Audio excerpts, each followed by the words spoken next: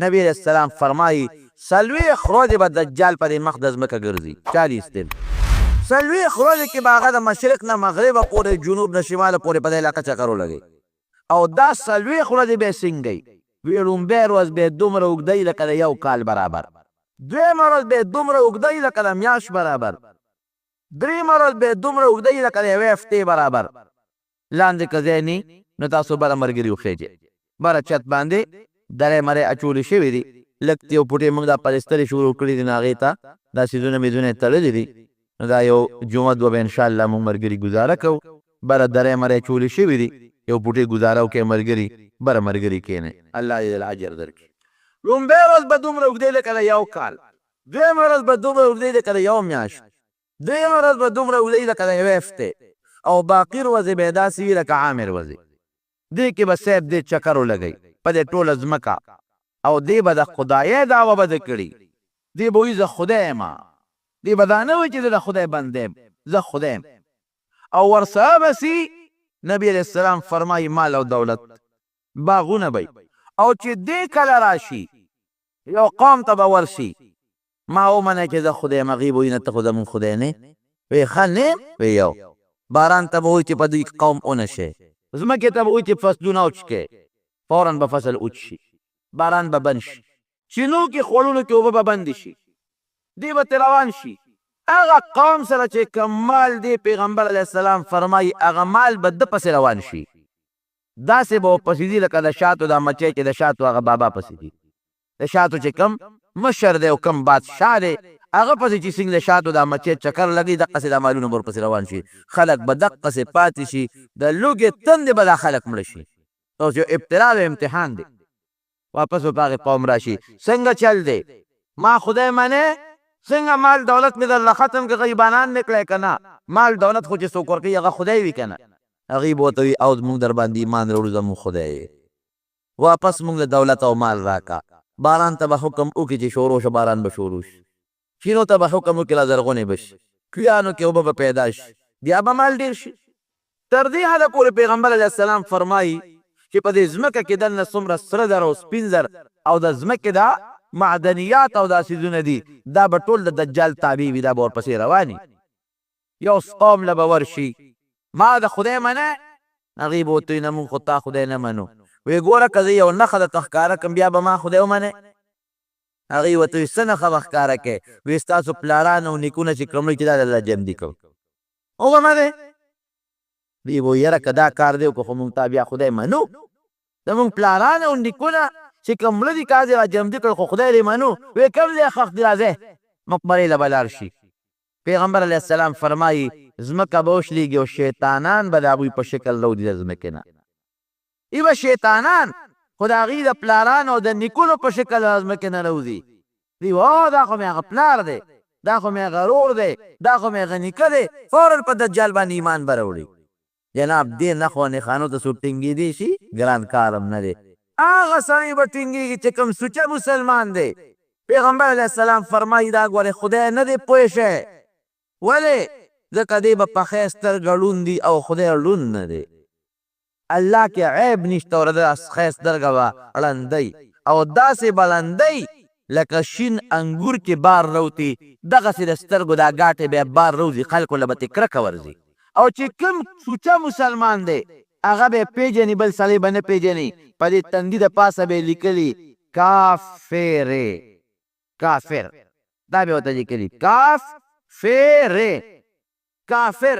دا به یې په دې تندي د پاسه ورته لیکلي. خو یاره چې کوم سوچه مسلمان دی هغه به پیژني، او چې کوم کافر دی هغه ته به دا خط نه ښکاري. یو د کندي ملګري دغه ځای کې ودرېږئ چې دا کوم بهر نه ملګري راځي هغه دا نور ملګري بره لار ورته سموئ چې بره خیږي، لږ غوندې لاندې ځای لږ تنګ دی. نو خبره دا ده چې نبی علیه السلام فرمایي په دې تندي د پاسه به یې ورته لیکلي کافر، مسلمان خو به یې پېژني چې دا کافر دی. داسې نښې نښانې به په یو قوم به ورشي، د هغې قوم باندې به آفت راغلي، هغوی څاروي به مړه شوي. دی به ورشي ولې خفه یې جي په مونږ باندې آفت راغلی د مونږ څاروي مړه دي ټول، که زه درله هغه خپل څاروي واپس را جمدي کړم ما به خدای ومنې؟ هغې ویل بلکل دې منو. دی به والا هغه ټول څومره سره ټول به ورته را جمدي کړي، هغوی به په ایمان راوړي. چې واقعي خدای خو همتې لکه موږ له هغه خپل څاروي را زرغون کړل. کم قوم چې په ایمان راوړي د هغې قوم څاروي چې د شپې کور ته راځي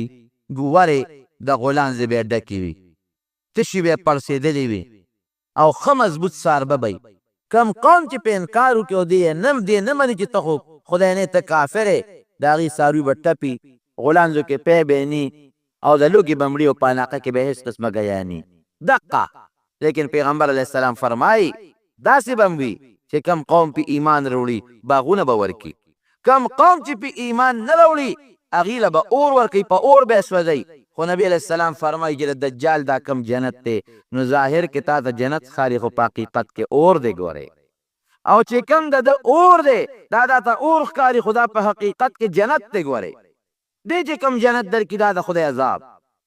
دی، چې دله کم اور درکړي نو ظاهر کې خدای اور ته وغورځوي خو دا جنت ته الله به درته خوشحالي درکړي. ټینګ شه ورته جناب دا دجال به په دې مخ د ځمکه ګرځي. دا کم ځای دی او کم ځای پیدا شوی دی نو دې کې خو به هر صورت پوره تحقیقي او یقیني خبره نشته. خو د نبي کریم صلی الله علیه وسلم په زمانه کې یو هلک و ابن الصیاد په مدینه منوره کې اوسېده. هغې نه معلومیږي دا چې دغه ابن الصیاد دجال و، ځکه پیغمبر علیه السلام هغه ابن الصیاد سره څو ځله ورغلی دا یهودي ښځه او یهودي سړی و د هغه بچی و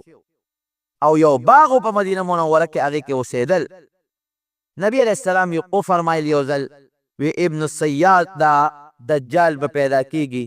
د داسې مور او پلار نه پیدا کیږي چې د مور او پلار به 13 کاله بچي نه کیږي. 13 کاله پس به یو بچي وشي.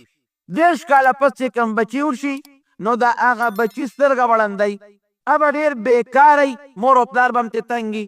او هغه بچی چې اوده شي نو زړه به بیداري، سترګې به اودې وي. هغه بچی به ناشنا خبرې هم کوي. او دغه یهودي مور او پلار نه چې دا کوم بچی پیدا شوي وي نو پلار به نری وي، پوزه به یې داسې لکه د طوطي مخوکه او لوړ دنګ به او د دې دجال چې کومه مور ده دا به ډېره سربی غټه ښځه به ډېره مضبوطه پهلوانه ښځه به. یو صحابي فرمایي چې په مدینه منوره کې مونږ واورېدل چې د فلانکي یهودي ښځې او سړي په کور کې یو ماشوم پیدا شوی دی او ښځه چې کوم شکل نبي علیه السلام یادوي نو مقه شکل یې دی، او د دې سړي چې کوم شکل دی نو نبي علیه السلام یادوي مقه شکل یې دی. وایي زه ورغلم سره د یو بل ملګري چې ورغلم د هغه یهودي سړي او د هغه ښځې نه مې تپوس وکړو، خو چې نبي علیه السلام کوم صفت د دجال د مور او د پلار یادول د دغې ښځې او سړي هغه صفتونه همغه شی و لکه طوطي غوندې پوزه او لوړ دنګ سړی او مور یې ښه سربه وه. وایي ما دې تپوس وکړه چې ستاسو بچې شوی دی؟ وی هغې وی چې او مې چې څونه موده پس تاسو له خدای بچې درکړه؟ وی چې 13 کاله زمونږ د واده شوي زمونږ بچې نه کېده، اوس هم یو بچې شوی دی. ګوره پیغمبر علیه السلام هم دې به 13 کاله پس پیدا کېږي، د مور او پلار به 13 کاله کې اولاد نه کېږي. وی مونږ ورته وایي چې دا بچې څنګه دی؟ خالق دی که بد؟ وی ډېر خطرناک دی، ډېر خراب زوی خدای راکړی. وی د ده حالت څنګه دی چې دې اوده شي څه حالت یې وي؟ وی چې اوده شي نو سترګې اودې وي خوله یې بیداري. مونږ چې کمې خبرې کوو نو د هغې نه ډېر خبرېږي. ګوره نبي علیه السلام چې څه فرمایي ټول په هغه هلک کې وو. وی زه ورغلم د هغه هلک نه مې څو تپوسونه وکړل، وی همغه ناشنا جوابونه یې راکړل. پیغمبر علیه السلام چې خبر شي دغسې ابن الصیاد د صاف نومو یو هلک د یهودو په کورنۍ کې پیدا شوی دی او صرف د دجال چې کومې نښې تاسو بیانوئ هغه نښې پکې موجود دي. نبي علیه السلام سره د عمر فاروق رضی الله عنه یو صحابي ورغله، دی په یو باغ کې ودو چې ودو نو پیغمبر علیه السلام د اونو نه شاته پټ چې دی مونږ نه خبر نشي او دی ودرې چې له ده نه مونږ څه واورو چې مونږ ته پته ولګي چې واقعي دا دجال دی او که دا نه دی. د یوې اونې نه مې ځان پټو، د بلې نه ځان پټو، دی که د دجال دی مور د دې ابن الصیاد دی مور نبي علیه السلام ولیدو چې ویلې زوی ته یې اواز وکړو ای بچیا هغه دې ودرېږه نبي علیه السلام راغی. نو پیغمبر علیه السلام فرمایي وی مور یې خدای هلاکه که که دې زوی دی اواز نه وې ورکړې نو مونږ ته به پته لګېدی وه چې دا دجال دی او که دا نه دی. خیر چې راپاڅېده نبي علیه السلام دې تپوسونه وکړل، وی څه حال دی دی ته چې ودې څه حال دی؟ وی چې ودې م سترګې مې ودې ویله مې بیداري. وی سینې وی یو تخت وینم په دریاب د پاسه ولاړ دلته یم او د دریاب د پاسه یو تخت راته ښکارېږي. پیغمبر علیه السلام وفرمایله شیطانانو تخت دی چې درته ښکارېږي. وی څه اخبار مخبار څه واقعات څه خبر مبر دله راځي که نه راځي وی او دوه خبرې رښتیا او یو دروغه کله دوه دروغ او یو رښتیا وی معامله در باندې ګډه وډه ده بیا پیغمبر علیه السلام فرمایي وی ما ورته په دې اړه کې صورت دخان پټ کړ صورت دخان دا مې دې اړه کې ورته پټ کړ دته مې غږ ونه کړ خو دې اړه کې مې صورت دخان راوسته او تپوس دې کوم وی ما ورته ویل چې ښه دا تپوس درنه کوم چې ما په دې اړه کې څه پټ کړي دي وی ما ته چې نور خو نه پوهېږم هو دخ خو څه دخ دې پټ کړي دي نو څه دخ دې په دې اړه کې پټ کړي دي نبي علیه السلام ورته چغې شه اخسأ فلن تعدوا امرک چې تعالی خدای کوم شی مقدر کړی د هغې نه تجاوز نشي کولی حضرت عمر فاروق رضی الله عنه ورته د خدای رسوله حکم کوه دا هم هغه خبیث معلومیږي چې دا سر ته وغورځوم اخوا بردار یې کړم نبی علیه السلام ورته وفرمایل ای عمره که دا هغه دجال نی نو وجلو کې څه پیدا ده ولې وجنې یو یهودي ماشوم دی او که دجال وي نو ته د ده په مړکولو قادر نه د ده د مړکولو لپاره الله عیسی علیه السلام مقرر کړی دی خبره خلاصه شوه یو بل صحابي دی حضرت ابو سعید خدري رضی الله عنه او د حج روانو د دجال را سره دا ابن سیاد را سره روان دی دی هم را سره ملګری دی وی چې ما سره ملګری دی وی په لاره باندې روان یو خبره ترې کو وی قافلې نه مونږ ځان له شو زه دی وی داسې یره را باندې راله لکه د متعلق خو دا خبر مشهور و چې دا دجال دی دنه به دجال جوړېږي وی بار شو یره را باندې راله وی یره را باندې راله وی ما ته وی چې مه یریږه ونه یریږي ګورې وی ما ته ورته وی چې یاره یو تپوس د نه کوم خلک خو ستا متعلق دا خبره کوي چې ته تا نه دجال جوړېږي دا حقیقت دی که نه دی وی ما ته وی داسې کار دی چې د دجال متعلق خو پیغمبر علیه السلام فرمایي او ګوره نبي علیه السلام ورته وی اتشهدو انی رسول الله وی ته ګوی کوې چې د خدای رسول یم او ته څه وی دا ګوی کوم چې ته صرف د عربو پیغمبر یې ګورې او بیا ورته وی دا لکه نبي علیه السلام ته وی ته ګوی کوې چې زه د خدای رسول یم نبی علیه السلام ته وی ته دا ګوی کوې چې زه د خدای رسول یم نو پیغمبر علیه السلام ورته غږ ونه کړ خو را روان شو دی آمنت بالله ورسوله یې ووی ابو سعید خدري رضی الله عنه فرمایي وی مې چې ستا متعلق خو خلک دا خبرې کوي چې ته دجال یې وی ما ته وی ګوره چې نبی علیه السلام فرمایي چې دجال به کافر وي داسې ده که نه مې چې وی زه خو مسلمان یم د پیغمبر علیه السلام خو د دجال متعلق فرمایي چې مکې مکرمې او مدینې منورې ته به نه داخلېږي داسې ده مې چې وی زه خو د مدینې منورې نه را روان یم او دغه د مکې مکرمې ته ځم دوه شوې او درېیم دا چې نبی علیه السلام فرمایي چې دجال اولاد به نه پیدا کېږي او زما خو بلا بچي د مدینه منوره کې مې پرېښي دي زه څنګه دجال یم وی ما په یقین راغی چې واقعي ته خو دجال نه تا نه خو دجال نه جوړېږي ځکه دا مکې مکرمې ته روان یې او مدینې منوره دې پرېښوده هغې نه راووتی نبي هم وایي دجال خو به دې ته نه ځي بچي دې هم شوي دي او د دجال بچي به نه کېږي او دجال به کافر ته خو مسلمان دعوه کوي بیا ما ته وی زما د قسم په خدای وي چې دجال ما ته معلوم دی او کله چې د هغه فتنې زمانه کې راوځي نو بچي به نه پیدا کېږي ابن عمر رضی الله عنه فرمایي ابن سیاد را سره د مدینې منورې په بوزو کې یو ځای شو ګوره دې نښو نه پته لګي وایي چې را سره یو ځای شو نو ما ورته نیغ نیغ وکتل مې چې یلکه تا مطالعې خلک دجال وایي هلې خو خلک دا خبرې کوي چې ته دجال یې وایي ما ته وایي ګوره چې نبي علیه السلام فرمایي چې دجال به کافر وي داسې ده که نه مې چې وایي زه خو مسلمان یم د پیغمبر علیه السلام خو د دجال متعلق فرمایي چې مکې مکرمې او مدینې منورې ته به نه داخلېږي داسې ده مې چې وایي زه خو د مدینې منورې نه را روان یم او دغه د مکې مکرمې ته ځم دوه شوې او درېیم دا چې نبي علیه السلام فرمایي چې دجال اولاد به نه پیدا کېږي او زما خو بلا بچي د مدینه منوره کې مې پرېښي دي زه څنګه دجال یم وایي ما په یقین راغی چې واقعي ته خو دجال نه تا نه خو دجال نه جوړېږي ځکه دا مکې مکرمې ته روان یې او مدینې منوره دې پرېښوده هغې نه راووتی او نبي هم وایي دجال خو به دې ته نه ځي بچي دې هم شوي دي او د دجال بچي به نه کېږي او دجال به کافر ته خو مسلمان دعوه کوي بیا ما ته وی زما د قسم په خدای وي چې دجال ما ته معلوم دی او کله چې د هغه فتنې زمانه کې راوځي نو بچي به نه پیدا کېږي ابن عمر رضی الله عنه فرمایي ابن سیاد را سره د مدینې منورې په کوڅو کې یو ځای شو ګوره دې نښو نه پته لګي وایي چې را سره یو ځای شو نو ما ورته نیغ نیغ وکتل مې چې یلکه تا مطالعې خلک دجال وایي وی وپړسېده وی دومره وپړسېد چې دا کوڅه ټوله ډکه کړه او په ما باندې یو اوف نارې کړې وی ما وی چې زړه رانه ووته منډه مې کړې نو حضرت حفصه رضی الله عنها دا ورغی د خور و ام المؤمنین مې چې دغسې ما ته چې ته هم دغسې ښې نیک بخته ګورې سم شه مور نږدې کېږه بیا دې رک شوی دی یو زمانه کې هېڅ پته یې نه لګي چې دې څه شو رک شوی دی پیغمبر علیه السلام یو بل صحابي راغی تمیم الداري رضی الله عنه او دی عیسایي وروسته مسلمان شوی دی چې راغی پیغمبر علیه السلام ته الو وی صاحب دریاب کې کشتی کې سوارو لا بادماري کشتیا و نو په هغې کې د موافق سمت نه هوا راځي خو تا به ځای ته رسوي او که د مخالف سمت نه هوا راغله نو که بل طرف دې بیا غورځوي وی هواګانې د مخالفو سمتونو نه شروع شوې وی خیر د موږ دا کشتی په مخه کړه چې په مخه یې کړه یو جزیرې ته ورسېد 13 کسه مونږ او را روانو مدینې منورې ته وی جزیرې ته ورسولو اوس حیران یو چې خدای دلته به څه کوو وی چې هغه جزیرې ته مونږ کشتۍ ودروله وروختو یو حیوان مو لیده داسې حیوان اهلب کثیر الشعر چې دا ویښته ته یې ویزاد بو ټول وجود یې د ویښتو ډک او دې پته نه لګېده چې مخ یې کم خوا دی او شا کم خوا ده داسې د ویښتو ډک وی مونږ ته ویریږي وی ما ته مونږ ته یې وی چې یارېږمه دې خوا راشه وی مونږ ورته وکړي ته څوک یې تا خو مونږ ویرولو وی چې زه جاسوس یم جاسوس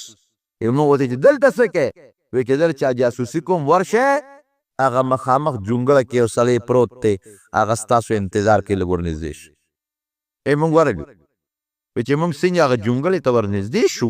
وی هغې کې یو سړی پروت دی لویه بلا ده او دا لاسونه او دا خپې په زنځیرونو تړلې شوي دي او چې مونږ یې ولیدو وی یو ټوپ یې وواو وی یقین وکړه چې ټوپ یې کړی مونږ د یو بل نه منډې کړی ویرېدو وی مونږ ته وی چې څنګه راغلی دلته وی مونږ وی چېرې دغه یو جاسوس دی او هغه جاسوس مونږ تا له راولېږلي ته څوک یې وی د دجال یم او الله به یو وخت کې حکم کوي نو زه به وځم او ټوله زمانه کې علاقه کې به ګرځم بیا موږ نه تپوس وکړه چې بحیره تبریه یو لوی دریاب دی دا شته موږ ورته چې او ښه د اوبو ډک دی یو وخت به پرې راشي دی کې به یو څاڅکې اوبه مني بیا تپوس وکړه نخل بیسان په شام کې یو لوی باغ د کجورو دا شته موږ چې یو ښه زبردسته میوه ده پکې وایي چې یو وخت به ځای کې به یو دانه کجوره به مني وی ران تپوس وکړو چې د آخر زمانې پیغمبر پیدا شوی دی موږ وایي چې یو پیدا دی وایي چې دا زما د وتو زمانه نږدې ده خیر څه خبرې ترې نورې مو شوې تمیم الداري رضی الله عنه چې راغی پیغمبر صاحب ته وایي زه په ټوله دنیا چکر لګوم یو توابې ته به نشم داخلېدی توابه به ما حرامه ده وایي دا خبر هم ټول پیغمبر علیه السلام ته هم دا قصه وکړه چې قصه هم وکړه نبي اسلام صحابه یو ځای کړل او تقریر یې ورته وکړو وایي چې تاسو ته زه د دجال متعلق کمې خبرې کوم دا تمیم الداري او د ده دا یو کم 10 ملګري ورسره ملګري دي هغه سړي دوی لیدلي دي نه تپوس وکړئ ټوله قصه یې ورته بیان کړه او وایي چې دې وایي چې توابې ته ټوله دنیا کې به ګرځم توابې ته به نشم داخلېدی نو پیغمبر صاحب دا کونټۍ مبارکه په دې ځمکه وویله الا وهذه الطوابه وایي توابه هم دا مدینه منوره دې ته به نشي داخلېدی باقي په ټوله دنیا به چکر لګي او ګرځي به نبی علیہ السلام فرمایي د مدینې منورې په هر یو کوڅه باندې به دوه فرشتې مقرري دجال چې کله ورنږدې کېږي نو هغه فرشتې به په کاروله باندې وي او مخ به یې بل طرف ته اړی نو مهدي په زمانه کې به دجال لا پیدا شي بیا به فساد شروع ده به خلک مسلمانان کړي خواري به یې کړي د مسلمانانو یو خشته حکومت به یې جوړ کړي دیکھیں چې دجال راشي واپس به خلک ګمراهان دی به هم حیران چې خدای پاکه زه اوس څوک کم خلک چې مسلمانان کړل جهاد مې پې وکړو علاقې مې په فتح کړې خدای نه خدانه بیا دجال په بل طرف واړو اخو په بل طرف رانه بیا دجال واړو دی به راسي دی کې به خدای پاک حضرت عیسی علیه السلام را کوز کی پیغمبر علیه السلام فرمایي د 2 فرشتو په وزرو به لاسونه یې ښودي او د بیت المقدس د 2 منارو په خوا کې به دی راکوز شي او دا سر به د اوبو نه لوندي چې سر ښکته کي ساس کې به ترې بیږي لکه د ملغلرو غوندې او چې سر اوچت کي نو خشته خشته مرجان او ملغلرو غوندې د دې اوبو دا ساس کې به ترې ځوړندېږي دی به راکوز شي دله به خدای پاک داسې طاقت ورکړي جناب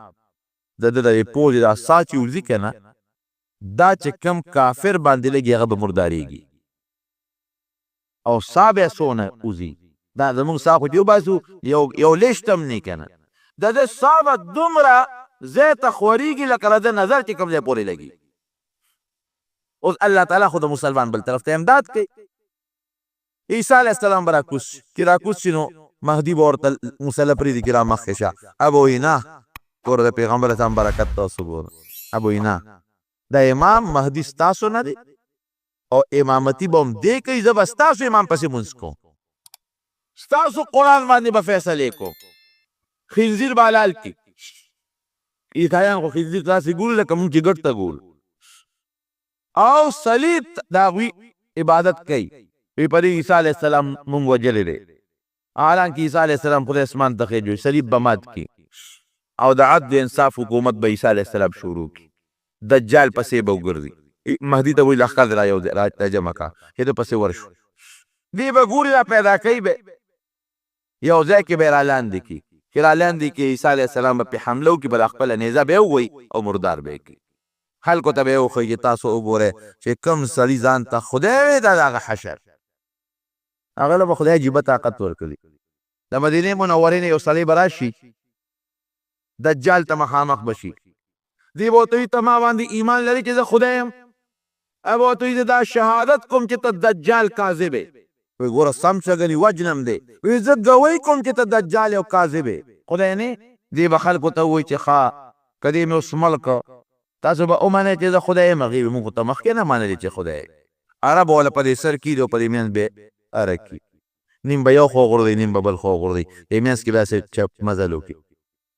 ما مې کړ هغې وایي او وی که اوس یې واپس راجمدې کړم وبه منئ چې زه خدای یم وی چې مونږ خو ته مخکې منلې چې خدای یې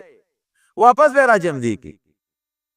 نبي السلام فرمایي نیغ به ورته ودرېږي داسې به پړقېږي لکه د میاشتې غوندې به یې را مخ پړقېږي بیا به ورته وایي وی څنګه چل دی ما منې چې زه خدای یم وی نه اوس مې د باندې ښه یقین راغی چې ته هم هغه دجال کافر یې وی بیا دې وجنم وی نه به شي وجلی نو پیغمبر علیه السلام فرمایي چې یو کس دی یو ځل مړ کړي دوباره به بیا د هغه په مرګ قدرت نه راځي دی به یې وجني اوچتی به لیکن د هغه په مرګ باندې به د ده هېڅ قدرت پیدا نه شي رسوا به شي دغه ځای کې نو عیسی علیه السلام به لږې شي دجال به مړ کړي